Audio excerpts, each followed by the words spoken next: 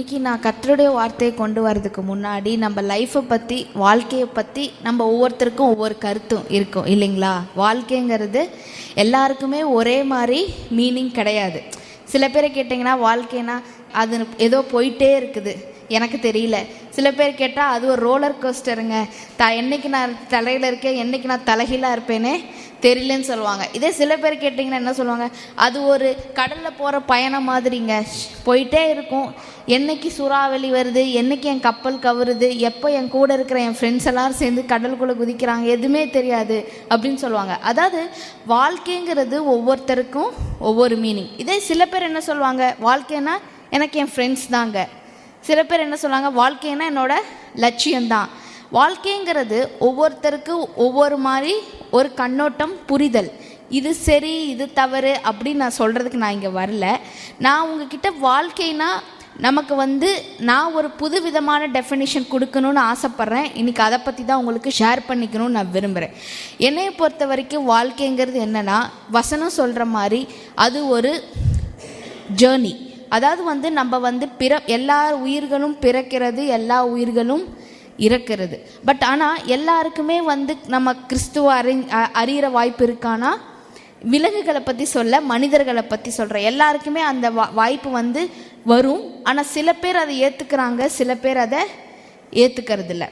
அப்படி இருக்கும் பொழுது நம்ம அப்படிப்பட்ட வாழ்க்கையை நம்ம வாழும்போது எப்படி நம்ம வாழ்ந்தால் நம்ம வாழ்க்கையில் நம்ம ஆசீர்வாதமாக இருக்கலாம், எப்படி நம்ம வாழ்க்கையை நம்ம ஃபுல்ஃபில்மெண்ட்டோடு வாழலாம், அதாவது இருக்கிற எல்லாத்தையும் அனுபவிச்சும் லைஃப்பை நம்ம எப்படி சக்ஸஸ்ஃபுல்லாக நமக்கு பிடிச்ச மாதிரி வாழ்க்கையை அமைச்சிக்கிறதுன்னு பற்றி தான் இன்றைக்கி நான் கர்த்தருடைய வார்த்தையை ஷேர் பண்ணிக்கணும்னு விரும்புகிறேன்.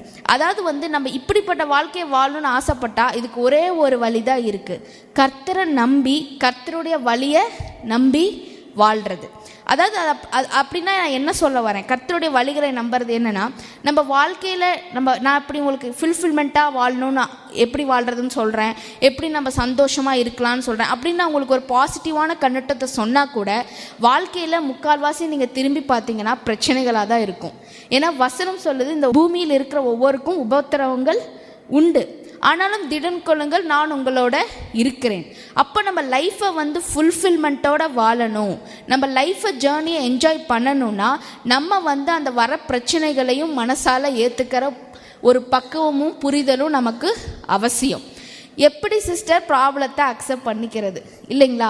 அதாவது லைஃப் ஜாலியாக போயிட்டுருக்கோம், நம்ம எதிர்பார்த்த மாதிரி நடந்துகிட்ருக்கோம், எல்லாமே ஸ்டெப்பாக கரெக்டாக போகிற மாதிரி இருக்கும். அப்போ எப்படி இருக்குன்னா, கடவுள் நம்ம கூட தான் இருக்கார், கடவுள் தான் எல்லாமே நமக்கு வாய்க்க பண்ணுறாரு, நான் தான் சக்ஸஸ்ஃபுல்லாக போயிட்டுருக்கேன்னு நம்ம சொல்லும் போது ஒரே ஒரு சின்ன பிரச்சனையாகவும் இருக்கலாம், பெரிய பிரச்சனையாக இருக்கலாம்.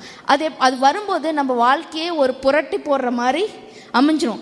இத்தனை நாளாக கர்த்தர் என் கூட தான் இருந்தாரா, இப்போ என்னை விட்டுட்டு போயிட்டாராங்கிற மாதிரி அந்த பிரச்சனையும் அந்த சூழ்நிலையும் நம்ம கூட இருக்கிற விஷயங்களும் நமக்கு அப்படிப்பட்ட உணர்வுகளை தான் கொடுக்கும். அப்போ நமக்கு வாழ்க்கை என்னவா தெரியும்னா, சந்தோஷமாகவும் சமாதானமாக தெரியாது, வாழ்க்கை ஒரு கசப்பாக தெரியும்.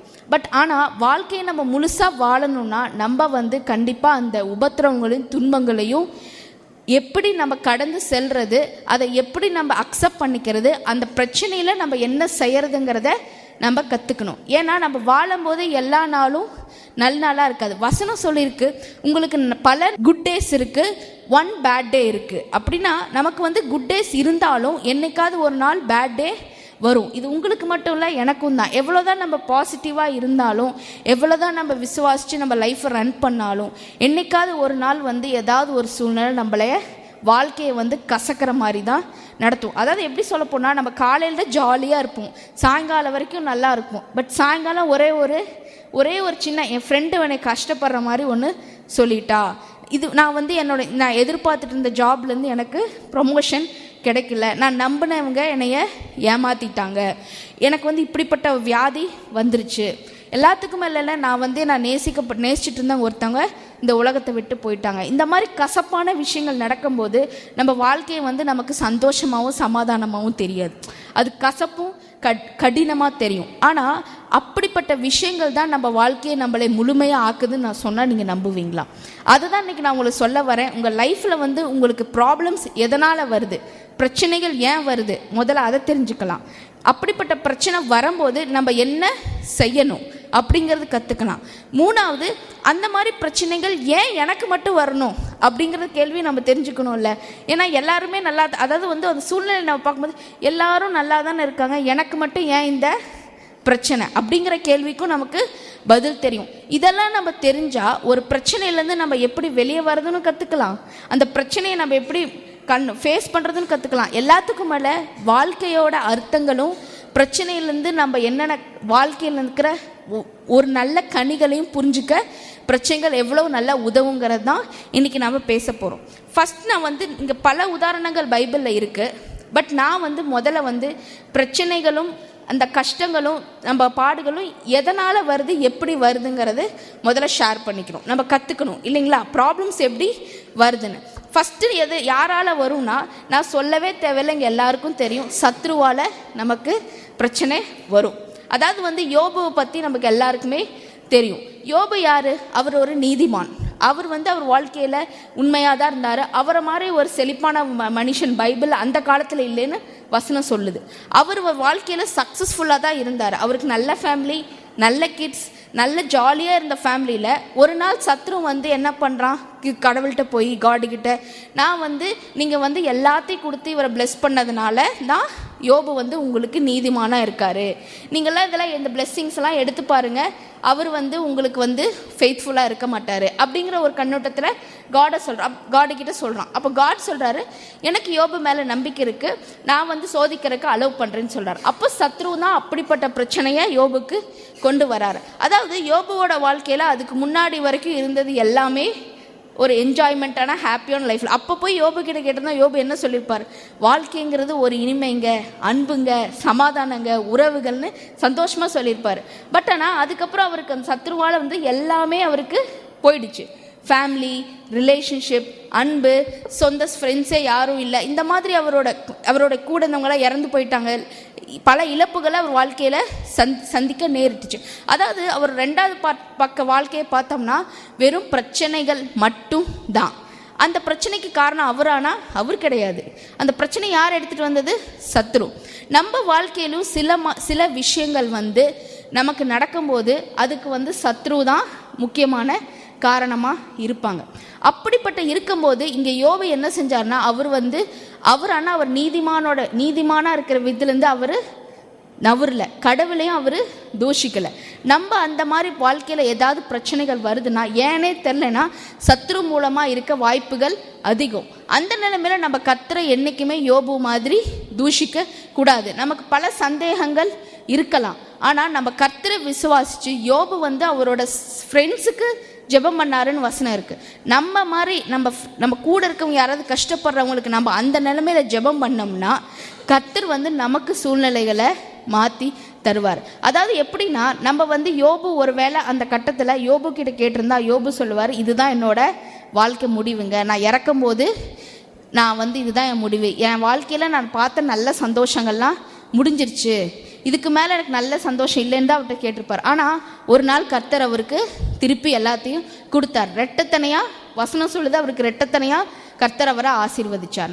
அதாவது இது எதனால சொல்கிறேன்னா, நம்ம லைஃப்பில் நம்ம அந்த மாதிரி சூழ்நிலை இருக்கும்போது நம்ம என்ன நினைப்போம்னா, நான் பார்த்த நல்ல காலங்கள்லாம் எனக்கு பின்னாடி இருக்குது, முன்னாடி எதுவுமே நல்லதாக தெரியல. பட் ஆனால் கர்த்தர் வந்து நமக்கு அந்த மாதிரி பிரச்சனைகள் வந்தால் கூட சத்ரு மூலமாக வர பிரச்சனைகளுக்கு நம்ம கர்த்தருக்கு உண்மையாகவும் விசுவாசம் உள்ளமாகவும் நீதிமானாகவும் இருக்கும்போது கர்த்தர் தான் வந்து நமக்கு, யோபு வந்து எதிர்பார்த்துருக்க கூட மாட்டார்.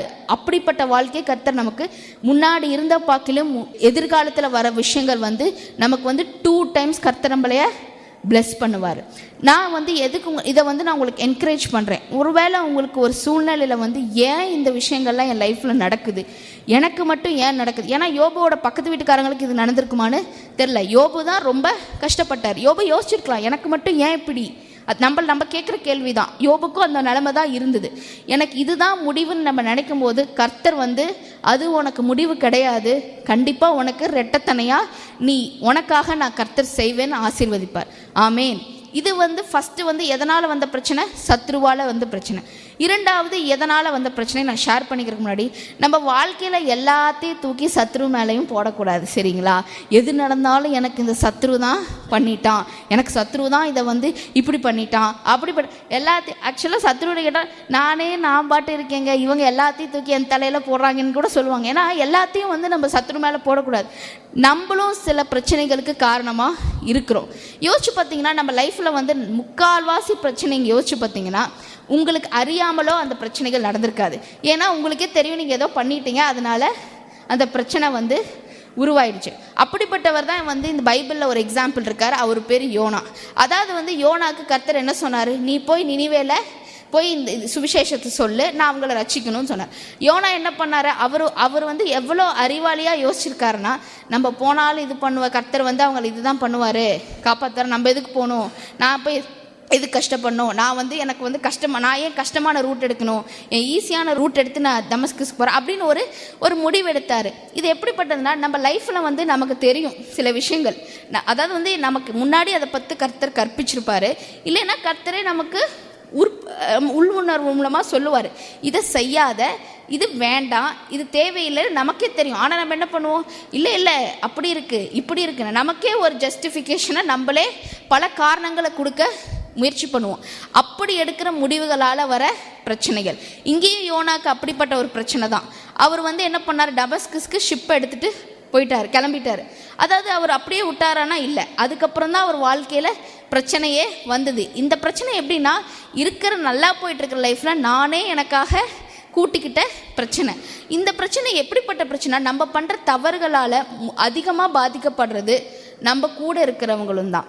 அதாவது நீங்கள் ஒரு ப்ராப்ளத்தில், நீங்கள் ஒரு பிரச்சனை, நீங்கள் உங்களால தான் ஒரு ப்ராப்ளம் நீங்கள் உங்கள் லைஃப்பில் க்ரியேட் பண்ணிங்கன்னா, இந்த மாதிரி பிரச்சனைகள் வந்து உங்கள் லைஃப்பில் உங்களை மட்டும் பாதிக்காது, உங்கள் ஃபேமிலி, உங்கள் ஃப்ரெண்ட்ஸ், உங்கள் கூட இருக்கவங்க எல்லாரையுமே அந்த பிரச்சனை வந்து ஒரு விதத்தில் தான் பாதிக்கும். அதை எப்படி சொல்கிறேன்னா, இங்கே யோனாவை பார்த்தீங்கன்னா, யோனா வந்து ஷிப்பில் போயிட்டு இருக்கும்போது அது யோனாவுக்கு மட்டும் பிரச்சனை இல்லை, அந்த ஷிப்பில் இருந்த எல்லாருக்குமே பிரச்சனை தான். அவங்களுக்கும் இந்த பிரச்சனைக்கும் சம்மந்தம் இருக்கா, அவங்க தான் இது காரணமாக அவங்களுக்கே தெரியல. அவங்க அதனால தான் சொல்கிறாங்க, எதனால் எங்களுக்கு இந்த மாதிரி நடக்குதுன்னு தெரியலையே, புயல்லாம் வருது, இங்கே வேறு ஏதாவது மனுஷங்கள்னால தான் இது வந்திருக்குமோன்னு அவங்களுக்குள்ளே அவங்க பேசிக்கிட்டாங்க, கலவரமாக இருந்ததுன்னு சொல்லுது. அப்புறம் யோனா தான் காரணம்னு தெரிஞ்சப்போ யோனாவை தூக்கி கடலுக்குள்ளே தூக்கி போட்டாங்க. யோனாவே சொல்கிறாரு, என்னை போட்டுருங்கன்னு சொல்கிறாரு. அப்புறம் யோனாக்கே தெரியும் இந்த பிரச்சனை என்னால் தான். நம்ம லைஃப்லையும் நம்ம ஐடென்டிஃபை பண்ணிக்கிட்டோம்னா, இந்த ப்ராப்ளம் என்னோட தப்பான அறியாமையினாலையும் கீழ்ப்படியாமையிலையும் என்னோட முரட்டுத்தனத்திலையும் என்னோட விடாப்புடியா குணத்தினால வந்த பிரச்சனையை நீங்கள் தெரிஞ்சுக்கிட்டீங்கன்னா, நீங்கள் யோனா பண்ணது தான் பண்ணும். யோனா வந்து திமிங்கலம் முழுங்கினப்போ அவர் ஜெபம் பண்ணார், கடவுளை பார்த்து மனம் திரும்பினார். நம்மளும் வந்து இந்த மாதிரி பிரச்சனையிலேருந்து நம்ம விடுவிக்கணும்னா நம்ம முதல்ல ஜெபம் பண்ணணும், கர்த்தர்கிட்ட மனம் திரும்பணும். கடவுளே, இதுக்கு நான் தான் காரணம், என்னோட இதுதான் காரணம், என்னை மன்னிச்சு எனக்கு இந்த ப்ராப்ளத்தை சால்வ் பண்ணி கொடுங்க. ஏன்னா நம்ம வந்து தண்ணிக்குள்ளே விழுந்ததுக்கப்புறம் கூட யோனா ஒருவேளை நான் வந்து எதுக்கு பண்ணணும் அப்படின்னு அவர் மனம் திரும்பாமல் போயிருந்தா அவரோட வாழ்க்கையோட முடிவுகள் அங்கே கடலுக்குள்ளேயே முடிஞ்சிருக்கலாம். ஆனால் அவர் வந்து அவர் மனம் திரும்பினார், கடவுள் அவருக்கு கிருபை பாராட்டினார். நம்ம வாழ்க்கையும் நம்ம அந்த மாதிரி ப்ராப்ளம்ஸ் இருக்கும்போது காடுகிட்ட நம்ம ஜெபம் பண்ணி கடவுளோட கிருபையை தேடினோம்னா God will deliver us for whatever the problem நம்ம கிரியேட் பண்ணதுக்கு. ஓகேங்களா? மூணாவது விஷயம், எதனால் பிரச்சனைனா, இந்த பிரச்சனை நம்மளும் கிரியேட் பண்ணியிருக்க மாட்டோம், இது சத்ருவனாலே வந்திருக்காது, இது யாரால வந்திருக்குன்னா நம்ம கூட இருக்கிறவங்கனால நமக்கு வந்திருக்கும். இதை யோனா கதையும் நம்ம எக்ஸாம்பிளாக எடுத்துக்கலாம். பட் இங்கே ஒருத்தரை பற்றி நான் உங்களுக்கு சொல்லணும்னு நினைக்கிறேன். அதாவது வந்து இவர் பேர் டேனியல். அதாவது இவர் லைஃப்பில் வந்து இவர் நீதிமான், இவர் லைஃப் அவர் கரெக்டாக தான் ரன் பண்ணிட்டு இருந்தார். அவர் லைஃப் வந்து எப்படின்னா, அவர்கிட்ட லைஃப் வாழ்க்கைனா அர்த்தம் என்ன அப்படின்னு நீங்கள் கேட்டிங்கன்னா அவர் என்ன சொல்லுவார், கடவுளுக்கு ஜெபம் பண்ணுறதுங்க, கடவுளுக்கு ஊழியம் செய்கிறது, கடவுளுக்கு நினச்சே வாழ்கிறது. அப்படிப்பட்ட வாழ்க்கை தான் அவரோட லைஃபோட டெஃபினிஷன். நல்லா தான் போயிட்டு இருந்தது, அவர் நல்ல உயர் பதவியில் இருந்தார். அப்படின்னா என்ன, நல்ல ஏர்ன் பண்ணியிருக்காரு, நல்ல லைஃப் ஸ்டைல் வாழ்ந்திருக்காரு. எல்லாரோட கனவுல வந்து எப்படிப்பட்ட லைஃப் செட்டில் ஆகணும்னு நினைக்கிறோமோ அதே மாதிரி தான் டேனியல் லைஃப்பும் அவர் என்ன எதிர்பார்த்து செட்டில் ஆகணும்னு நினச்சாரோ அப்படிப்பட்ட கனவு வாழ்க்கையை தான் டேனியல் அந்த காலத்தில் வாழ்ந்துட்டு இருந்தார். அதாவது சொல்ல போனால் டேனியல் அந்த ஊர்க்காரரே கிடையாது, அவர் பாபிலோனே கிடையாது, அவர் இஸ்ரேலைட் தான். பட் இருந்தாலும் அவர் வேற ஊருக்கு போயிருந்தா கூட, அதாவது எப்படி சொன்னால் இங்கேருந்து அமெரிக்காவுக்கு போய் அங்கே வந்து நம்ம சிஇஓ இருக்காரு, கூகுள் சிஇஓ, அந்த மாதிரி அவர் ஒரு நல்ல போஸ்டிங்கில் நல்ல லைஃப் ரன் பண்ணிட்டு இருந்தார். ஆனால் ஒரு நாள் வந்து அவருக்கு ஒரு பிரச்சனை. அந்த பிரச்சனைக்கு இவர் தான் காரணமானா இவர் இல்லை, இவர் சத்ரு தான் காரணமா, சத்ருவும் இல்லை. யார் காரணம்னா இவர் கூட இருந்து வேலை செஞ்சவங்க. அவங்களுக்கு தானியல் மேலே ஒரு பொறாமை. அது எப்படி இவனுக்கு மட்டும் எல்லாமே நடக்குது. அதாவது நம்ம லைஃப்லேயும் வந்து நம்மளை பார்த்து பொறாமப்படுறதுக்கு நிறைய பேர் இருப்பாங்க. ஏன்னா கர்த்தர் உங்கள் கூட இருக்கார், கர்த்தர் கண்டிப்பாக உங்களைய ஆசீர்வதிச்சிருப்பார். அதாவது தானியேல் அவங்களுக்கு எந்த தீங்கும் செய்யலை, அவர் வாழ்க்கையை ரன் பண்ணார். நம்ம லைஃப்பையும் நம்ம அப்படி ரன் பண்ணிக்கிட்டு இருக்கும்போது நம்ம நம்புகிற ஒருத்தங்க நம்மளுக்கு துரோகம் செய்வாங்க. அதாவது நம்ம அப்படிப்பட்ட ஒரு இதே எக்ஸ்பெக்ட் பண்ணியிருக்க அவங்கக்கிட்ட அதை எதிர்பார்த்துருக்கவே மாட்டோம். பட் அவங்களோட புரிதலாலையும் அவங்களோட ஃபீலிங்ஸாலையும் அவங்க புரிஞ்சுக்கிட்ட மாதிரியோ ஒரு பொறாமையிலையும் அவங்களுக்கு உண்டான ஒரு மனப்பான்மையிலையும் அவங்க வந்து தீங்கு செய்வாங்க. அப்படிப்பட்ட இன்சிடென்ட்ஸும் நம்ம லைஃப்பில் நடக்கும். தானியலுக்கும் அந்த மாதிரி தான் நடந்துச்சு. அதனால் அவங்க என்ன பண்ணாங்க, போய் ராஜா கிட்ட பேசி ராஜா கிட்ட வந்து இந்த மாதிரி ஜெபம் பண்ணக்கூடாது, 3 வேளையிலேயே யாரும் ஜெபமெல்லாம் பண்ணக்கூடாதுன்னு இது பண்ணாங்க. ராஜாவும் அதை ஒத்துக்கிட்டார். ஆனால் தானியலோ அவர் செஞ்சதை அவர் கரெக்டாக தான் பண்ணிகிட்டு இருந்தார். நம்ம லைஃப்பில் வந்து நம்ம யாருக்காவது அந்த மாதிரி நம்ம கூட இருக்கவங்க லைஃப் நம்ம ஷேர் பண்ணிக்கிற ஃப்ரெண்ட்ஸோ யாராக வேணாலும் இருக்கலாம், அவங்களுக்காக நம்ம காட் விஷயத்தில் காம்ப்ரமைஸ் பண்ணிக்கிட்டோம்னா நம்ம லைஃப்பில் வந்து உண்மையாலுமே நமக்கே நம்ம பிளெஸ்ஸிங்காக இருக்க முடியாது. இங்கே டேனியல் வந்து ஒரு ரைட் சாய்ஸை எடுத்தார். யார் என்ன வேணாலும் எதிர்த்துட்டு போதும், என்னை யார் வேணாலும் என்ன வேணாலும் பேசிக்கிட்டோம், இதனால் பிரச்சனை வரும்னு டேனியலுக்கு தெரியாமலா இருக்கும்? கண்டிப்பாக டேனியலுக்கு தெரியும்.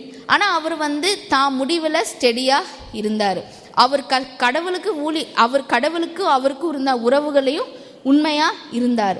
இந்த மாதிரி நமக்கு வந்து சில நேரம் தெரியும் நமக்கே, ஒருவேளை நம்ம இதை வந்து காம்ப்ரமைஸ் பண்ணலைன்னா நம்ம வந்து நிறைய இழக்கிற மாதிரி இருக்கும், நம்ம லைஃப்பில் வந்து நம்ம எக்ஸ்பெக்ட் பண்ணுற லெவலுக்கு போக முடியாது. அதாவது தானியல் நினச்சிருக்க வாய்ப்பு இருக்குது. அதாவது ஒருவேளை நான் வந்து தொடர்ந்து 3 வேளை ஜெபம் பண்ணேன்னா இந்த மாதிரி என்னை நான் ஹை போஸ்டிங்கில் இருக்கேன், என்னை கண்டினியூ பண்ண வைப்பாங்களா தெரியல. அதாவது வந்து சிங்ககேபியில் போடுறது தான் தண்டனை, என் லைஃப் இதோட முடிஞ்சிடும் ஏன்னா அப்படின்னு தானியலுக்கு தெரிஞ்சால் கூட, அப்படிப்பட்ட பிரச்சனை வரும்னு தெரிஞ்சிருந்தும் கூட அவர் எடுத்த சாய்ஸ் வந்து கடவுளை சூஸ் பண்ணார். நம்மளும் லைஃப்பில் மற்றவங்கனால வர பிரச்சனை, அதாவது நம்ம அவங்களுக்கு தீங்கு செய்கிற பிரச்சனையை பற்றி நான் சொல்ல, நம்ம வாழ்க்கையில் கர்த்தருக்கு உண்மையாகவும் நமக்கு உண்மையாகவும் வாழ்ந்துக்கிட்டு இருக்கும்போது மற்றவங்கனால நமக்கு சூழ்நிலைகளை வர பிரச்சனைகள் வருதுன்னு தெரிய போகுதுன்னா நமக்கும் அதுக்கும் சம்மந்தம் இல்லைன்னா நம்ம வாழ்க்கையை நம்ம அதை பற்றிலாம் யோசிக்கக்கூடாது, கண்டுக்கக்கூடாது. என்ன வேணாலும் நடக்கட்டும், என் வாழ்க்கையை நான் ரன் பண்ணுறேன், யார் என்ன வேணாலும் பேசட்டும், யார் வேணாலும் என்ன வேணாலும் பண்ணட்டும், கர்த்தர் எனக்கு விடுவிப்பார், கர்த்தர் என் கூட இருக்கிறாருங்கிற லைஃப் ஸ்டைலை நம்ம சூஸ் பண்ணும். அது வசனம் சொல்லுது, ராஜாவுக்கு விருப்பம் இல்லை டேனியலை தூக்கி. ஏன்னா ராஜாவுக்கு தெரியும் இந்த மாதிரி ஒரு காம்பிட்டண்ட்டான மனுஷனை வந்து எனக்கு திருப்பி இந்த ராஜ்யத்தில் வேலைக்கு ஆள் கிடைக்க மாட்டார், இவர் டேனியல் அளவுக்கு எனக்கு பொட்டென்ஷியலாக ஆள் இல்லைன்னு ராஜாவுக்கு தெரிஞ்சாலும் அவர் போட்ட ரூல்ஸுக்கு அவர் ஃபாலோ பண்ணனால தூக்கி டென்னில் போட்டார் அவர். அதே மாதிரி நம்ம அவருக்கு எப்படி டென் மாதிரி நம்ம லைஃப்லையும் பிரச்சனை வரும். ஆனால் அந்த பிரச்சனையில் கடவுள் தானியலோட இருந்தார். அந்த ஒரு சிங்கமும் தானியலை தொடலை. நமக்கு மற்றவங்க ஜெலசி, மற்றவங்க நமக்கு கெடுதல் பண்ணணும்னு வர எல்லா விஷயங்களுமே கர்த்தர் கூட இருந்து கர்த்தர் தான் நம்மளைய விடுவிக்கிறார். ஒருவேளை உங்களுக்கு அந்த மாதிரி கஷ்டத்தில் நீங்கள் இருந்தீங்கன்னா, நான் எதிர்பார்க்காதவங்க என்னை ஏமாற்றிட்டாங்க, நான் வந்து அவங்களுக்கு நல்லது தான் செஞ்சேன், இதை வந்து நான் அவங்கக்கிட்ட எதிர்பார்க்கல, எனக்கு நம்பிக்கை துரோகம் பண்ணிட்டாங்க, என் சொந்த இவங்களே இப்படி பண்ணிட்டாங்க, ஒருவேளை நீங்கள் அப்படி நினச்சிங்கன்னா ஒரு விஷயம் நினச்சிக்கோங்க, நீங்கள் அவங்களுக்கு எந்த தப்பும் செய்யலை, உங்களால் அது காரணம் இல்லைன்னா கர்த்தர் உங்களுக்கு கிருபையாக இருந்து கர்த்தர் உங்கள் கூட இருக்கிறேன்னு அங்கே அந்த நாட்டில் இருக்கிற எல்லாருக்கும் தெரிகிற, தானியலோடு இருக்கிறேன்னு எல்லாத்துக்கும் தெரிஞ்ச மாதிரி தான் உங்களோடையும் கர்த்தர் இருக்கிறேன்னு எல்லாத்துக்கும் முன்னாடி நிரூபிப்பார். ஆமேன். அடுத்த பிரச்சனை 4வது, எப்படி வந்து நமக்கு ப்ராப்ளம்ஸ் 4வதுல வருதுன்னா, நம்ம உண்மையாக இருக்கும்போது, அதாவது நம்ம கடவுளுக்கு உண்மையாக இருக்கும்போது நமக்கு வந்து அப்படி வர பிரச்சனைகள். அதாவது வந்து இது எப்படி சொல்லலாம்னா, நம்ம வந்து காடுக்கு வந்து உண்மையாக இருக்கிறது, கர்த்தரோட விஷயத்தில் வந்து உண்மையும் உத்திரமுமாக இருக்கிறது, கீழ்ப்படிஞ்சிட்டு இருக்கும்போது உலகத்துக்கும் நமக்கும் நிறைய கான்ட்ராக்ட் ஆகிடும். அதாவது வந்து நம்ம லைஃப் ஸ்டைல் வந்து உலகத்துக்கும் எல்லா விஷயம் இந்த காலத்தில் என்ன பண்ணுறாங்கன்னா எல்லாத்தையும் வந்து ஜெனரலைஸ் பண்ணுறாங்க. எல்லாமே நார்மல், ஆனால் எல்லாமே நார்மல் கிடையாது. அப்படி ரன் பண்ணும்போது நம்ம லைஃப் வாழ்கிற லைஃப்பும் உலகத்தில் வாழ்கிற மற்றவங்க லைஃப்பும் வந்து கான்ட்ரடிக்டாக இருக்கும்போது வர பிரச்சனைகள். இது எப்படின்னா இதுக்கு பல உதாரணங்கள் இருக்குது. தானியலே நம்ம எடுத்துக்கலாம், பட் நான் அவர் இல்லாமல் டிஸ்டிங்க்டாக 2 பேர் ஷேர் பண்ணிக்கணும்னு ஆசைப்பட்றேன். ஒன்று வந்து தானியலோட ஃப்ரெண்ட்ஸு, அதாவது வந்து ஷாத்ராக், மேஷாக், யாபேத்நேகோ. அவங்க வந்து தானியல் மாதிரி தான், அவங்களாம் ஒரே ஃப்ரெண்ட்ஸ் தான். அவங்க வந்து என்ன பண்ணாங்க, அவங்களுக்கும் வந்து இந்த மாதிரி கடவுள் நீங்கள் அதாவது வந்து சிலையை கும்பிடணும், பாபிலோனுடைய ராஜ்யத்தோட ராஜா சிலையை தான் கும்பிடணும், காலில் விழுந்து கும்பிடணும்னு அவங்க சொன்னப்போ இந்த 3 பேர் மட்டும்தான் அதை கேட்கல. ஏன்னா அவங்களுக்கு தெரியும், அவங்க படித்த வேதாகமத்தில் அவங்க கடவுள்கிட்ட கற்றுக்கிட்ட பாடம் என்னென்னா, மற்ற வேதங்களே நம்ம ஜெபம் பண்ணக்கூடாது, அவங்கள விக்கிரகங்களை ஆராதிக்க கூடாதுன்னு. அந்த ஒரு வார்த்தைக்கு அவங்க உண்மையாக இருந்ததுனால அவங்களுக்கு வந்து பிரச்சனை என்னென்னா, அவங்கள தூக்கி எரியற அக்னியில் போட்டாங்க. அந்த மாதிரி வர பிரச்சனைகளில் வந்து பார்த்தோம்னா அங்கே நமக்கு தெரியும், அந்த அக்னியில் அங்கே 3 பேர் இருந்தாலுமே கூட இருந்தது யார்? ஒரு மனிதர் கூட இருந்தாருன்னு வசனம் சொல்லுது.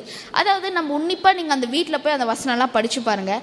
அந்த 3 பேரோட இன்னும் ஒரு ஆள் இருந்தாங்க அப்படின்னு வசனம் இருக்கும்போது அந்த ஆளை பார்த்தது அந்த 3 ஃப்ரெண்ட்ஸ் கிடையாது, அவங்களோட இன்னொருத்தராக இருக்காருன்னு வெளியிலேருந்து அந்த ராஜாவும் அந்த மக்களும் தான் பார்த்தாங்க.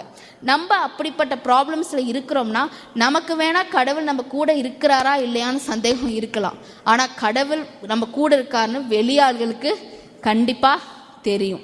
உங்கள் லைஃப்பில் அந்த மாதிரி ப்ராப்ளம்ஸ் வந்ததுன்னா நீங்கள் என்றைக்குமே ஒருவேளை காட் இருக்கிறாருங்கிற சந்தேகமே இருந்தால் கூட உங்களுக்கு தெரியாமல் இருக்கலாம், பட் வெளியே இருக்கவங்களுக்கு கண்டிப்பாக தெரியும். 2வது எக்ஸாம்பிள் யாருன்னா ஜோசப். அதாவது இவரை பற்றி சொல்லணும்னு டிஸ்டிங்க்டாக சொல்லணும்னு அவசியம் இல்லைன்னா எல்லாருக்குமே தெரியும். அவரை வந்து அவங்க போத்திக்கார் ஒய்ஃப் வந்து இல்லீகலாக அஃபேர் இது பண்ணும்போது அவர் வந்து என் தேவனுக்கு விரோதமாக பாவம் செய்வது எப்படி, அதாவது அவருக்கு தெரியும் இப்போ அவர் விட்டுட்டு போயிட்டு ஓடினார்னா அவளுக்கு ப்ராப்ளம் வரப்போகுது. அதாவது அவரே ஒரு அடிமை, அவருக்கு எந்த சூழ்நிலையிலையும் எந்த இதுவுமே கிடையாது. அவரே வந்து வேற ஒரு நாட்டிலேருந்து இங்கே வந்து அடிமையாக வாழ்ந்துக்கிட்டு இருக்காரு. அவர் இந்த மாதிரி பண்ணால் அவர் தூக்கி கொன்றுவாங்க, சாவடிச்சிடுவாங்கன்னு அவருக்கு நல்லாவே தெரியும். ஆனால் அவர் வந்து அதுக்காக அவரோட லைஃப்பை காடோட காம்ப்ரமைஸ் பண்ணல. அவரோட லைஃப் ஸ்டைலுக்கும் மற்ற உலகத்தில் வாங்குற லைஃப் ஸ்டைலுக்கும் டிஃப்ரென்ஸ் இருந்தது. ஆனால் கூட அவர் வந்து அவருக்கு என்ன கர்த்தர் கற்பிச்சாரோ, அவர் என்ன கற்றுக்கிட்டாரோ அதுக்கு உண்மையாக இருந்தார். அப்படிப்பட்ட ப்ராப்ளம் வந்தால் கூட அதை அக்செப்ட் பண்ணிக்கிறதுக்கு அவர் அலோவ் பண்ணார். அதாவது இப்படி சொல்ல போனால் அவரை தூக்கி திருப்பி பிரிசனில் தான் போட்டாங்க. அதுக்கப்புறம் அவருக்கு அதாவது இங்கே வந்து நம்ம ஷாத்ராக், மேஷாக், ஆபேத்நேகோவை நினச்சி பார்த்தா கூட அவங்கள வந்து உடனே விடுவிச்சிட்டாங்க. 3ஆவதாக ஒரு ஆள் இருக்குது அப்படின்னோடனே அவங்க 3 பேர் வெளியே வந்துட்டாங்க உயிரோட. பட் ஆனால் இங்கே வந்து யோசிச்சு பார்த்தா யோசேப்பை தூக்கி திருப்பி பிரிசனில் தான் போட்டாங்க. அவருக்கு வந்து உடனேலாம் விடுதலை கிடைக்கல. ஆனால் அவர் லைஃப்பில் வந்து ஒரு நாள் காட் வந்து அவருக்கு ப்ராமிஸ் பண்ணதை நிறைவேற்றினார். நம்ம லைஃப்பில் வந்து நம்ம ஒருவேளை நம்ம பண்ணதுனால ப்ராப்ளம்ஸ் வரலாம், ப்ரிசனில் போடலாம், எப்படி வேணாலும் உடனே ரிலீவ்மெண்ட் கிடைக்காம இருக்கலாம். அதாவது ஷாத்ராக், மேஷாக், ஆபேத்நேகோ மாதிரி நமக்கு உடனே ஒரு ப்ராப்ளத்துலேருந்து ரிலீஃப், நம்ம உண்மையாக இருந்ததுக்காக கடவுள் செய்யாமல் விட்டுட்டாரு, நான் வந்து அவருக்காக தானே உண்மையாக இருக்கேன் அப்படின்னு நம்ம சந்தேகப்பட்டால் கூட அந்த டைம் ஃப்ரேமில் வந்து நமக்கு ஹோப் இல்லை, எனக்கு வந்து இதுலேருந்து விடுதலை இல்லைன்னு நினச்சா கூட காட் வந்து அவருன்னு ஒரு டைம் ஸ்பேன் வச்சுருக்க டைமில் வந்து கர்த்தர் வந்து பெருசாக உயர்த்துவார். அதாவது அடிமையாக போன ஜோசப் வந்து ஒரு காலத்தில் பிரசிடெண்ட்டாக கர்த்தர் மாற்றினார். நம்ம லைஃப்லேயும் நமக்கு வந்து தெரிஞ்சாலும், அதாவது இதை நான் காம்ப்ரமைஸ் பண்ணி நான் கர்த்தர் எனக்கு சொன்னதை காம்ப்ரமைஸ் பண்ணாதான் நான் இந்த ப்ராப்ளம்ஸ் எல்லாம் இல்லாமல் வாழ முடியும்னு நீங்கள் நினச்சா, அப்படி தோணுச்சுன்னா நீங்கள் நினைக்க வேண்டியது யோசேப்பும் ஷாத்ராக், மேஷாக், ஆபேத்நேகோ தான். நம்ம இப்போ காம்ப்ரமைஸ் பண்ணிட்டோம்னா இந்த பிரச்சனையிலேருந்து நீங்கள் விடுதலை பண்ணலாம் ஒழிய நீங்கள் வந்து உண்மையாலுமே உங்கள் லைஃப்பை வந்து அதோட வேற மாதிரி பிரச்சனைகளுக்கு கூப்பிட்டுக்கிறீங்கன்னு அர்த்தம். அதனால் நம்ம இந்த மாதிரி வரும்போது நம்ம வைஸாக எடுக்க வேண்டிய டிசிஷன், பைபிள் என்ன சொல்லுது, நான் கர்த்தர் சபையில் எனக்கு என்ன கற்பிச்சாரு, அதோட என் முடிவு ஒத்துப்போகுதா, ஒத்துப்போச்சுன்னா நீங்கள் பண்ணுறதுனால என்ன நடந்தாலும் பரவாயில்லன்னு தைரியமும் மன உருக்கமும் மன டிஸ்கரேஜ் ஆகாமல் ஃபாலோ பண்ணும். ஆமீன். லாஸ்ட்டாக நான் வந்து இந்த எக்ஸாம்பிள் சொல்கிறதுக்கு ஆசைப்பட்றேன். அதாவது வந்து முக்கியமாக இதை சொல்லணும்னு நினைக்கிறேன். இந்த கதை எல்லாருக்குமே தெரியும். ஆனால் இதை நான் வந்து எதனால் பிரச்சனை வருதுன்னு சொல்லிட்டு இந்த கதை நம்ம இந்த பைபிள் எக்ஸாம்பிள் எடுத்துக்கணும்னு நினைக்கிறேன். சில பிரச்சனைகள் வந்து காடே அலோவ் பண்ணுவார். ஆக்சுவலாக அது சொன்ன போனோம்னா காடே தான் அதை வந்து நம்ம வந்து புஷ் பண்ணுற மாதிரி. நம்ம நல்லா தான் போயிட்டுருப்போம், நல்லா தான் இருக்கும். காடே சொல்லுவார், இந்த லெவல் உனக்கு போதும், அடுத்த லெவலுக்கு நீ போ அப்படின்னு தள்ளி விடுற மாதிரி. அப்படி நம்ம விழுகும்போது நம்ம நெக்ஸ்ட் லெவலுக்கு போகிறதுக்கு உடனே ஒரே ஸ்டெப் ஏறி வைப்போமானா கிடையாது. அந்த டிரான்சிஷன் பீரியடில் வர ப்ராப்ளம்ஸ் ஆனால் அந்த ப்ராப்ளம் வந்து அவசியம். ஏன்னா அந்த ப்ராப்ளம் தான் வந்து நம்மளே அடுத்த ஸ்டெப்புக்கு எடுத்துகிட்டு போகும். இங்கே நம்ம வந்து மார்க் 6ஆம் அதிகாரம் 45வது வசனத்துலேருந்து 53வது வசனம் வரைக்கும் படிக்கணும்னு நினைக்கிறேன். ஏன்னா அது நம்ம டீட்டெயிலாக படித்தோம்னா நமக்கு இன்னும் கொஞ்சம் புரிதலும் இன்னும் கொஞ்சம் லைஃபோட ஒத்து போகும் நான் நம்புகிறேன். அவர் ஜனங்களை அனுப்பி விடுகையில் தம்முடைய சீஷர்கள் படவில் ஏறி அக்கறையில் பெத்சேயாவுக்கு எதிராக தமக்கு முன்னே போகும்படி அவர்களை துரத்தப்படுத்தினார். அதாவது இங்கே வசனம் நீங்கள் பார்த்தீங்கன்னா அவர் என்ன சொல்கிறாருன்னா, இதுக்கு முன்னாடி ஆக்சுவலாக என்ன நடந்திருக்குன்னா, அவங்க டிசைபிள்ஸ் எல்லாம் அப்போ தான் வந்து அந்த 5 அப்பங்களும் 2 மீன்களோட அதிசயத்தை மிராக்கில் பார்த்துருப்பாங்க. எல்லாரும் நல்லா சாப்பிட்டுட்டு ஜாலியாக இருக்காங்க. அதாவது எப்படின்னா ஃபெஸ்டிவல் மாதிரி. நம்ம வெறிய கல்யாண வீட்டுக்கு நம்மளோட ஏதாவது அந்த ஃபெஸ்டிவலுக்கு நல்லா சாப்பாடு போட்டாங்கன்னா எப்படி இருக்கும்? நம்ம சாப்பிட்டுட்டு ரெஸ்ட் எடுக்கணும், இல்லைனா அந்த வீட்டில் வந்து ஒரு ஹாப்பி மூடில் தான் இருக்கும். வீடே கலகலன்னு இருக்கும். அந்த வீட்டில் தான் நம்ம கண்டினியூஸாக இருக்குன்னு நினைப்பாங்க. அதனால தான் வந்து ஒரு செலிப்ரேஷனான வீட்டில் நம்ம கண்டினியூ இருந்தால் ஜாலியாக இருக்கும். ஏன்னா ரிலேட்டிவ்ஸ் இருப்பாங்க, கசின்ஸ் இருப்பாங்க. அந்த மாதிரி தான் இவங்களும் ஹாப்பியாக இருந்த டைம். ஆனால் காட் என்ன சொல்கிறாரு, ஜீசஸ் என்ன சொல்கிறாரு, துரத்தி விடுறாருன்னு சொல்கிறாரு. அதாவது என்னன்னா ஜீசஸே சொல்கிறாரு, இங்கிருந்து நீங்கள் போங்க, போதும் இங்கே இருந்ததுன்னு சொல்கிறாரு. அடுத்தது என்ன நடந்ததுன்னு பாருங்கள். அவர் ஜனங்களை அனுப்பி விட்ட பின்பு ஜெபம் பண்ணும்படி ஒரு மலையின் மேல் ஏறினார். சாயங்காலமான போது படவு நடுக்கடையில் இருந்தது, அவரோ கரையில் தனிமையாக இருந்தார். அதாவது இங்கே இன்னொரு ப்ராப்ளம் என்னன்னா, காட் அவங்களோட ஜீசஸ் அவரோட போல துரத்தி விட்டுட்டு ஜீசஸ் என்ன பண்ணிட்டாரு, ஸ்டே பேக் பண்ணிட்டாரு. ஆனால் இவங்க வந்து கடலில் போயிட்டு இருக்கும்போது இவங்க நடுக்கடையில் மாட்டிக்கிட்டாங்க. அதாவது வந்து புயல் அங்கே வந்துடும். நீங்கள் அடுத்த வசனம் நம்ம 48வது படித்தோம்னா, அப்பொழுது காற்று அவர்களுக்கு எதிராக இருந்தபடியினால் அவர்கள் தண்டு வளர்க்கிறதில் வருத்தப்படுகிறதை அவர் கண்டு ராத்திரியில் 4ஆம் ஜாமத்தில் கடலின் மேல் நடந்து அவர்களிடத்தில் வந்து அவர்களை கடந்து போகிறவர் போல் காணப்பட்டார். அதாவது காட் வந்து லேண்டு, அதாவது தரையிலிருந்து அங்கே என்ன நடக்குதுன்னு பார்த்துட்டு இருக்கார். கர்த்தர் வந்து ஜீசஸ் வந்து அவங்களோட போகலை. இது எப்படின்னா காட் அலோவ் பண்ண சில ப்ராப்ளம்ஸ், காடு தான் அவங்கள போக சொன்னார். கடவுள் தான் அந்த அக்கறைக்கு போய் அந்த டெஸ்டினேஷனுக்கு போங்கன்னு அனுப்பி வச்சார். ஆனால் அவரை அனுப்பும்போது அவருக்கு தெரியும் புயல் வர போகுதுன்னு. இவங்களுக்கெல்லாம் எப்படி இருக்கும் யோசிச்சு பாருங்க. இவர் தானே போக சொன்னார், நடுக்காலையில் எங்களை மாட்டி விட்டுட்டாரு, இவரும் கூட வரல, இப்போ நாங்கள் என்ன தான் பண்ணுறது? ஏன்னா அப்போ இருந்த டிசைபிள்ஸ் வந்து அவங்க வந்து பெரிய அற்புதங்களை தானாக அவங்க செஞ்சதும் கிடையாது. அவங்க வந்து இயேசு கிறிஸ்துவை நம்பி வாழ்ந்துட்டு இருந்தாங்க. அவங்க லைஃப் எப்படி இருந்திருக்குன்னா, அவங்களுக்கு இவர் பேச்சை கேட்டுதான் நான் இங்கே வந்தேன், இவரால் தான் எனக்கு இந்த பிரச்சனை அப்படிங்கிற மைண்ட் செட்டில் தான் அவங்க இருந்தாங்க. ஆனால் இவங்க யாருக்குமே தெரியல இயேசு கிறிஸ்து அங்கிருந்து நடக்கிறதெல்லாம் பார்த்துட்டு இருந்தார். காட் ஒரு வேளை சில சூழ்நிலை உங்கள் லைஃப்பில் அலோவ் பண்ணுறாரு, காடே உங்களை புஷ் பண்ணுறாருன்னா காட் வந்து அனுப்பி விட்டுட்டு அப்படியே அதாவது வந்து என்னென்ன நடந்துட்டு போகுது கண்டுக்காமல் போகிறவர் கிடையாது. அவருக்கு தெரிஞ்சாலும் அவருக்கு தெரியும் புயல் வரப்போகுது, இவங்களுக்கு வந்து கஷ்டப்படுவாங்க அது. ஆனாலும் அவர் வந்து இருந்து என்ன நடக்குதுன்னு பார்த்துட்டு தான் இருந்தார்.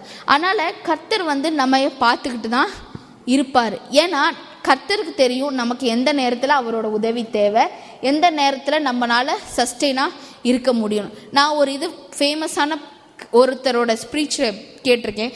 காட் வந்து நம்மளால் எவ்வளோ தாங்க முடியுமோ அவ்வளோதான் கொடுப்பாருன்னு. இங்கேயும் அப்படி தான். இந்த சீஷர்களால் எவ்வளோ தூரம் தனியாக அந்த கடலில் தங்க முடியும்னு காடுக்கு தெரியும். ஆனால் எப்போ அவங்களுக்கு முடியாது, கர்த்தர் இன்டர்வீன் பண்ணணும்னு கர்த்தருக்கு தெரியும். இங்கே பார்த்தா அவங்க வந்து பார்த்துக்கிட்டு இருக்காங்க, அவங்க வந்து தத்தளிச்சுட்டு இருக்காங்க, அதாவது அந்த சூறாவளியில் மாட்டிக்கிட்டாங்க. அந்த 48 லாஸ்ட் லைன் நீங்கள் படிச்சிங்கன்னா, அவர்களை கடந்து போகிறார் போல் காணப்பட்டார். அதாவது வந்து இங்கே ஜீசஸ் வந்து அந்த ஷிப்புக்கிட்ட வந்துட்டார். ஆனால் அங்கே இருக்கிறவங்களுக்கெல்லாம் எப்படி இருக்குன்னா, இவர் வந்து பாஸ் பண்ணி போகிறாரு, அதாவது அவங்க யாருமே இவர் வந்து நமக்கு ஹெல்ப் பண்ண வராருன்னு நினைக்கல. அவர் வந்து கண்டுக்காமல் போகிறாரு அப்படின்னு தான் நினைக்கிறாங்க. அதாவது நம்ம லைஃப்பில் வந்து இந்த மாதிரி ப்ராப்ளம்ஸ் வரும்போது என்ன நினைப்போம்னா, கடவுள் வந்து பார்த்துக்கிட்டு வேடிக்கை பார்த்துட்டு இருக்காரு, இவர் நான் கஷ்டப்படுறதை வந்து பார்த்து சந்தோஷப்படுறாரு, எனக்கெல்லாம் உதவி செய்கிற மாதிரி தெரில, அவர் இருந்தாலும் இருக்கிற மாதிரியே தெரியல, அப்படிங்கிற மாதிரி சூழ்நிலை தான் இவங்க யாருக்குமே நம்பிக்கை இல்லை. கிறிஸ்து வந்து உண்மையாலுமே கர்த்தர் வந்து அவரை காப்பாற்றுவாங்க. அதனால தான் அவங்க என்ன நினைக்கிறாங்க, அவர் கடந்து போனாருன்னு. அடுத்த வசனத்தில் நீங்கள் வாசிச்சு பார்த்தீங்கன்னா இவங்க என்ன நினைப்பாங்கன்னா, அவர் அடுத்த லெவலுக்கு போயிடுவாங்க. இது ஒரு பேய்ன்னு நினச்சிக்குவாங்க. அடுத்தது அவங்களுக்கு வந்து அது வந்து கடவுள்னே தெரியாது. நம்ம என்ன பண்ணோம், அந்த மாதிரி பிரச்சனை நம்ம சூழ்ந்து இருக்கும்போது கடவுள் நம்ம கூட இருந்தாலும் அது கடவுள்னே நமக்கு தெரியாது. நமக்கு வந்து ஏன்னா நம்ம எவ்வளோ ஃபோக்கஸ்டாக இருக்கிறோம்னா நம்ம ப்ராப்ளத்தையே தான் ஃபோக்கஸ் பண்ணுறோம் ஒழிய நம்ம கூட இருக்கிறவருக்கு காடை நம்ம பார்க்குறதுல தவறிடும், நம்ம பார்க்குறதும் இல்லை. ஏன்னா நம்ம வந்து இதே வசனம் வந்து இதே காஸ்பலில் நிறைய இடத்துல வரும். அங்கே ஒரு இதில் வந்து இதில் வந்து பேதுரு நடப்பார், கடல் மேலே நடப்பார். அதுலேயுமே வந்து இவங்க யாருமே வந்து நம்ப மாட்டாங்க தண்ணியில் நடக்கிறதெல்லாம். ஏன்னா அவங்க யாருக்குமே வந்து நம்பிக்கை இல்லை கர்த்தர் வந்து உதவி செய்வார்னு. ஒரு இதில் வந்து ஜீசஸ் தூங்கிட்டு இருப்பாரு, எல்லாரும் என்ன சொல்லுவாங்க, இவர் வந்து இவ்வாறு எப்படி தூங்குறாரு, நாங்கள் கஷ்டப்படுறோம் அப்படி தான் நினைப்பாங்க. ஏன்னா அவங்க யாருக்குமே விசுவாசம் இல்லை. அங்கே எல்லா இடத்துலையும் கர்த்தர் சொல்கிறது ரெண்டே வார்த்தை தான், பயப்படாதீங்க. ஏன் இவ்வளோ கம்மியான விசுவாசம் உள்ளவர்களாக இருக்கீங்கன்னு கேட்பார். நம்ம லைஃப்பில் நமக்கு இந்த மாதிரி ப்ராப்ளம்ஸ் வரும்போது நம்ம ப்ராப்ளத்தையே ரொம்ப ஃபோக்கஸ் பண்ணிகிட்டு இருந்தோம்னா நம்மளால் காடையும் பார்க்க முடியாது. காடை நமக்கு ஹெல்ப் பண்ண கூட வந்தால் கூட நம்மளால் காடை வந்து அக்செப்ட் பண்ணிக்க முடியாது. நம்மளால் வந்து அவர் நமக்கு உதவுவாருங்கிற விசுவாசம் நமக்கு வராது. நம்ம எப்போதுமே காடை ஃபோக்கஸ் பண்ணோம்னா என்னவா பிரச்சனைகள் இருந்தாலும், இது நீங்களே க்ரியேட் பண்ணியிருக்கலாம், ஒருவேளை சத்ரு க்ரியேட் பண்ணியிருக்கலாம், இல்லை உங்கள் கூட இருக்கவங்க க்ரியேட் பண்ணியிருக்கலாம், நீங்கள் எதிர்பார்க்காத மாதிரி காடே சில விஷயங்கள் அலோவ் பண்ணலாம். அந்த மாதிரிலாம் இருந்தாலும் நீங்கள் ஒருவேளை காடை ஃபோக்கஸ் பண்ணிங்கன்னா, உங்கள் சென்டர் ஆஃப் ப்ராப்ளத்தை ஃபோக்கஸ் பண்ணாமல் நம்ம காடை ஃபோக்கஸ் பண்ணோம்னா நம்ம ஆக்சுவலாக அந்த ப்ராப்ளத்தை சீக்கிரமாக ரிலீவ் பண்ண முடியும். ஏன்னா அங்கே ஃபஸ்ட் நம்ம வந்து யோபுவை பற்றி படித்தோம் இல்லைங்களா. யோபுவில் வந்து அவர் என்ன பண்ணுவார்னா ஃப்ரெண்ட்ஸுக்காக ஜெபம் பண்ணுவார். அப்படின்னா அவர் கர்த்தரை நோக்கி பார்த்ததுனால தான் கர்த்தர் வந்து அவருக்கு அவரோட சூழ்நிலையிலேருந்து விடுதலை கொடுத்தாரு. இங்கே தானியல் வந்து சிங்க கெபியில் இருந்தாலும் அவர் ஜெபம் பண்ணாருன்னு வசனம் சொல்லுது. கர்த்தர் அவரை விடுவிச்சார். நம்ம வந்து யோனா என்ன பண்ணாரு, அவரால் தான் ப்ராப்ளம்ஸ் கிரியேட் ஆச்சு, அவரே தான் கிரியேட் பண்ண. ஆனால் அவர் என்ன பண்ணாரு, ஜெபம் பண்ணார். எல்லா எக்ஸாம்பிளையும் நீங்கள் எடுத்து பார்த்தீங்கன்னா எல்லாருமே அந்த ப்ராப்ளம்ஸ் ப்ராப்ளத்தோட உச்சியத்தை இருந்திருந்தாலும் அவங்க யாருமே ப்ராப்ளத்தையும் அவங்க லைஃபோட சூழ்நிலைகளையும் பார்க்கல. அவங்க எல்லாருமே ஒரு கட்டத்தில் கர்த்தரை தான் பார்த்தாங்க. நம்ம லைஃப்பில் அந்த மாதிரி ஒரு சூழ்நிலையில் நம்ம இருந்தோம்னா நம்ம காடை ஃபோக்கஸ் பண்ணோன்னா காட் நமக்கு ரிலீஃப் பண்ணுவார். இதோட வசனத்தில் லாஸ்ட் 51 படிக்கலாம். அவர்கள் இருந்த படவில் ஏறினார், அப்பொழுது காற்று அமர்ந்தது, அதனால் அவர் தங்களுக்குள்ளே மிகவும் பிரமித்து ஆச்சரியப்பட்டார்கள். 53வது வசனம், அவர் கடலை கடந்து கரையை பிடித்தார். அதாவது புயல் எப்போ வரைக்கும் இருந்ததுன்னா அவங்க யாருக்குமே கடவுள் அவங்க கூட இருக்குன்னு தெரியாத வரைக்கும் புயல் மட்டும்தான் தெரிஞ்சுது. ஆனால் என்னைக்கு அவர் வந்து ஜீசஸ் வந்து அதுக்கு முந்தின வசனத்தில் வரும், பயப்படாதீங்க நான் உங்கள் கூட தான் இருக்கேன்னு வசனம் இருக்கும். அவங்க சொன்னதுக்கப்புறம் அவங்க ஜீசஸ்னு ஐடென்டிஃபை பண்ணிக்கிட்டதுக்கப்புறம் ஜீசஸ் அவங்க ஷிஃப்ட் மேலே ஏறின உடனே ஸ்ட்ராங் வந்து, அதாவது அந்த புயல் வந்து அப்படியே சாந்தமாயிடுச்சுன்னு வசனம் சொல்லுது. அதாவது இன்னும் வேற இதே மாதிரி புயல் வர இன்சிடென்ட்ஸ் எல்லாம் பைபிள் நம்ம படித்தோம்னா அங்கே காட் வந்து புயலை பார்த்து ஜீசஸ் சொல்லுவார், நீ அமைதலாக இருன்னு சொல்லுவார். ஆனால் இங்கே வந்து ஜீசஸ் வந்து புயலை பார்த்து அமைதலாக இருன்னு சொன்ன மாதிரி எங்கேயுமே போடலை. அதாவது இங்கே வந்து ஜீசஸ் வந்து அவரை ஐடென்டிஃபை பண்ண உடனே அவங்க கூட அந்த போட்டில் ஏறிக்கிட்டார். நம்ம லைஃப்பில் நம்ம ப்ராப்ளம்ஸ் வரணும்னா நம்ம வந்து ப்ராப்ளத்தையே பேசணும்னு இல்லை, நம்ம என்னைக்கு ஜீசஸை ஐடென்டிஃபை பண்ணிக்கிறோமோ, என்னைக்கு அவரை நம்ம ஷிப்பில் ஏற்றிக்கிறோமோ, நம்ம அவர் கூட தான் இருக்கிறோங்கிற என்னைக்கு நம்ம ரியலைஸ் பண்ணுறோமோ அன்னைக்கே அந்த ப்ராப்ளம் சால்வ் ஆயிடும். அதாவது அந்த வசனத்தில் அவர் ஏறின உடனே புயல் சாந்தமாயிடுச்சும். 53 வசனத்தில் என்ன எழுதியிருக்கணும் வேர்ஸில், அவங்க உடனே கரையை ரீச் பண்ணிட்டாங்க. அதாவது அவங்க உண்மையாலுமே கரைக்கு பக்கத்தில் தான் அவ்வளோ தூரம் இருந்திருக்காங்க. அவங்க அந்த அதாவது வந்து நைட்டு ஏர்லி மார்னிங் நைட்டில் இருந்ததுனால கருகும்னு இருந்ததுனால அவங்க கரையில் தான் இருக்கிறோன்னே அவங்களுக்கு தெரியல. ஏன்னா ஜீசஸ் ஏறின உடனே அவங்க கரைக்கு போயிட்டாங்க, அப்போ பக்கத்தில் தான் இருந்திருக்காங்க. நம்ம எப்படி சூழ்நிலைகள் நம்ம பார்த்தோம்னா நமக்கு ப்ராப்ளத்தோட சொல்யூஷன் பக்கத்தில் தான் இருக்குன்னு கூட நம்மளால் ஐடென்டிஃபை பண்ண முடியாது. ஆக்சுவலாக நமக்கு உண்மையாலுமே நம்ம ப்ராப்ளத்தோட சொல்யூஷன் வேணும், நமக்கு வந்து சீக்கிரம் ரிலீவ் ஆகணும், நம்ம வந்து இதை வந்து ரிலீவ் ஆகணும், நம்ம லைஃப்பை என்ஜாய் பண்ணணும், நம்ம வந்து விடுதலை ஆகணும், அந்த மாதிரி நம்ம நினச்சிக்கிட்டே இருந்தோம்னா நம்ம உண்மையாலுமே ப்ராப்ளத்தையே தான் நினச்சிக்கிட்டு இருப்போம் ஒழிய சொல்யூஷன் கண்டுபிடிக்கவே முடியாது. அதாவது சொல்யூஷனுங்கிறதுல தேடுறதுல ஃபோக்கஸ் பண்ணோம்னா நம்ம ப்ராப்ளத்திலேயே தான் இருக்கிற மாதிரி அர்த்தம். நம்ம எப்போ காடை நம்பி காடை உதவி செய்வார் அப்படின்னு நம்ம காடை இவங்க எப்படி ஜீசஸை போட்டில் ஏற்றிக்கிட்டாங்களோ நம்மளும் அவரை ஃபோக்கஸ் பண்ணோம்னா நமக்கு வந்து சொல்யூஷன் வந்து கிட்ட தான் இருக்குங்கிற அடையாளம் தெரியும். காடே நம்மளுக்கு சொல்யூஷன் கொடுப்பாரு. அதாவது அந்த புயலை வந்து அடக்கிறதுக்கு இவங்களால ஒன்றுமே பண்ண முடியாது. பத்தாவதுக்கு காட் தான் அதை அலோவ் பண்ணார். ஆனால் காட் வந்து அதே காட் தான் அவங்களுக்கு அக்செப்ட் பண்ணி அவர் பார்த்துக்கிட்டப்போ அவரை கரையில் சேர்த்துனாங்க. அதாவது இப்போ நம்ம இதை ஃபுல்லாக படித்தோம். பட் ஆனால் இதில் என்ன கற்றுக்கிறது, அதாவது வந்து காட் தான் இந்த அதாவது வந்து இவங்க ஜேர்னியை வந்து இன்னும் சாஃப்டாகவே காட் வச்சுருக்கலாம் இல்லைங்களா. அதாவது வந்து ஜீசஸ்க்கு தெரியும் இவங்க வந்து அந்த போய் ரீச் பண்ணுற இடம் வந்துருச்சு, இந்த ரீச்சுக்கு தான் போகணும். அது அவங்க வந்து அவங்க செயல் பண்ணுற அந்த ஜேர்னி, அதாவது வந்து அவங்க அந்த கலிலேயா சீல ட்ராவல் பண்ணும்போதே காட் வந்து ஸ்மூத்தாகவே அவங்க போய் சேர்ந்துருக்காங்க. புயல் தேவையில்லை, மின்னல் தேவையில்லை, எதுவுமே தேவையில்லை. அவங்க வந்து ஸ்மூத்தாக போயிருந்தா கூட அவங்க டெஸ்டினேஷனை ரீச் பண்ணியிருப்பாங்க. ஆனால் நீங்கள் 53வது வசனத்தை பார்த்தீங்கன்னா ஆக்சுவலாக இந்த வசனத்தில் எப்படி இருக்குன்னா, ஃபஸ்ட்டு வந்து இவங்க போக வேண்டிய இடம் வந்து பெத்சைதான்னு சொல்லுவாங்க. அதாவது அந்த இடத்துக்கு வந்து அதுக்கு பேர் இங்கிலீஷில் வந்து பேரன் லேண்ட். அதாவது பேரன் லேண்ட்னா அதில் வந்து அந்தளவுக்கு வந்து செடி மரக்கொடிகள்லாம் இருக்காதான். அந்த ஊர் வந்து ரொம்ப பாலைவனமாக இருக்கும். பட் ஆனால் இவங்க வந்து இந்த புயல் அடைஞ்சதுக்கப்புறம் அவங்க போய் சேர்ந்த இடம் வந்து ஃபர்டைல் லேண்ட். அதாவது வந்து அங்கே வந்து செடி மரங்கொடிகள் பச்சை பசேல்னு அபண்டன்ஸாக எல்லாமே வந்து ஒரு ஃப்ரூட்ஃபுல்லான லேண்ட். அதாவது வந்து ஒரு ட்ரையான லேண்டு கிடையாது, ஒரு பிளெஸ்ஸிங்கான லேண்ட். இதை நான் ஏன் சொல்கிறேன்னா, நமக்கு வந்து ஜீசஸுக்கு தெரியும் இவங்க வந்து இந்த நிலத்துக்கு தான் போகணுன்னு. ஆனால் அந்த புயல் தான் அவங்கள போய் அவங்க ரீச் பண்ண வேண்டிய லேண்டுக்கு நம்ம ரீச் பண்ணிச்சு. காட் வந்து நமக்கு ஏன் இந்த மாதிரி சூழ்நிலைகள் இந்த மாதிரி ப்ராப்ளம்ஸ் அலோவ் பண்ணுறாருன்னா, நம்ம நினைக்கிறோம் இந்த மாதிரி கெத்சைதாங்கிற ஒரு லேண்டு தான் எனக்கு பிளெஸ்ஸிங்குன்னு. பட் ஆனால் காட் சொல்கிறாரு அது ஒரு ஃப்ரூட்ஃபுல்லான லேண்டு கிடையாது. உனக்கு என்ன வேணும்னா உனக்கு ஒரு ஃப்ரூட்ஃபுல்லான ஒரு பச்சை பசேல்னு இருக்கிற அங்கே வசனமே அந்த ஊருக்கு பேர் கார்டன் ஆஃப் ரிச்சஸ் தான். அதாவது வந்து செல்வ செழிப்பு உள்ளான நாடு அந்த கெத்செமனே. அந்த மாதிரி நாட்டில் தான் நீ போய் சேரணும். அதுக்கு இந்த புயல் தான் உதவி செய்யுங்கிறனால தான் காடே நமக்கு சில பல ப்ராப்ளத்தை அலோவ் பண்ணுறாரு. இதெல்லாம் நான் ஏன் சொல்கிறேன்னா, நான் உங்களுக்கு ஆரம்பத்தில் சொன்னேன், லைஃபுங்கிறது நம்ம பார்க்குற விதத்தில் ஒவ்வொருத்தருக்கும் ஒவ்வொரு மாதிரி. ப்ராப்ளம்ஸும் லைஃபோட பாட்டு தான்.